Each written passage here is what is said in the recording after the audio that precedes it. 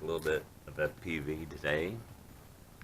If you've been following my channel at all, you know I've been flying little DM002 around trying to learn how to fly FPV, and I really like this quad, so I've been flying this. I've been flying my Bug 6 FPV.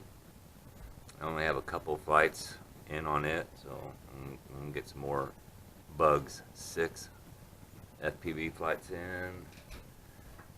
And I really started out flying this thing, the Skytech TK110, with a little all-in-one camera on it. You know, just stuck it up here and flew. So I went from this really to the Bug 6, and then I went to the DM002. Well, today I wanted to see what it'd be like to fly the Syma X5C, because I've been watching some videos of some guys fly these and it looks like they're having fun.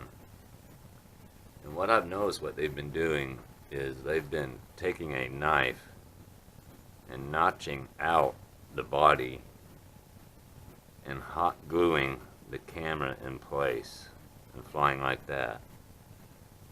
Well, I really didn't want to cut into doing that, but it's been working for them apparently. So I was trying to think of some other ways that I could do it. So I had some packaging foam. I don't know if you can tell, I just kind of notched out a place for the camera. And I just set the camera right in there. So my first go around, I just hot glued it to the front of the quad. And I tried to fly it like that. I got a lot of props in the picture, a lot. But you know, that's FPV, it worked. And then I decided to go ahead and attach it to the top. Now with the top you're looking over, so you get some of the arms in the picture, but I really didn't mind that as much. Now this Syma here has stock motors and stock props, and I wanted to fly with a 1100 milliamp battery. And I've tried it out on this thing. It doesn't work so well. So I had to go to my other Syma. This has 8.5 millimeter motors, and these are the X5C props. Now these props give it more power and a little bit more thrust and carry more weight.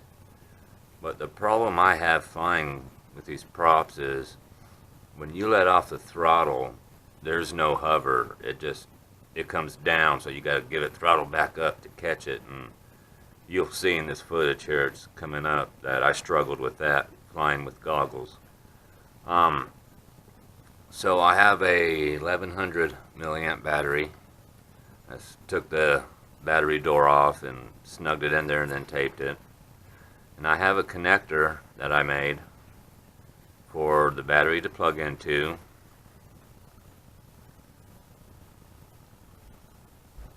Turn that off. And then I got some double-sided tape. I just stuck the camera right there. And what I like about it is, you know, in a hard crash, this thing will give and break away, which is better than smashing the camera all up. And then kind of ran this back underneath here, and when you plug this in,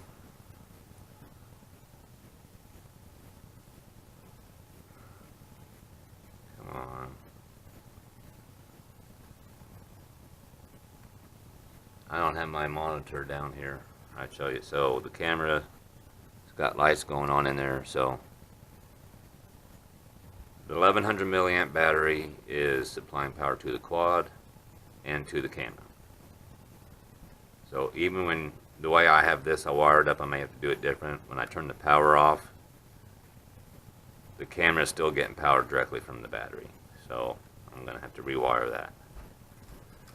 So I have some footage coming up with the camera on the front and with the camera on the top. Now I'm going to be honest with you, I struggled flying this with goggles. It was just, I struggled. It's going to take me a lot of practice. Them guys that are on YouTube doing it, man, they're pretty good, but this is my first day doing it. So that's what I got going right now. So here's some footage. I had a major crash to the side of the house because I was flying. I hit a power line, and I think it did something to the gyros where it wasn't responding to the stick commands very well. And so it just went straight into the side of my house with brick. So I took it out to the driveway, I turned it off, turned it back on, bound it. It go up a couple inches, come back down. Up a couple inches, come back down. I thought I screwed something up on the inside. So all I did was I unplugged the battery, turned off the remote, plugged the battery back in, bound it. It flew like nothing. And you'll see in the footage coming up, I hit the house pretty hard and I didn't break nothing. There's no cracks, there's no props cracked or anything. Doesn't look like any shafts are bent. So I lucked out.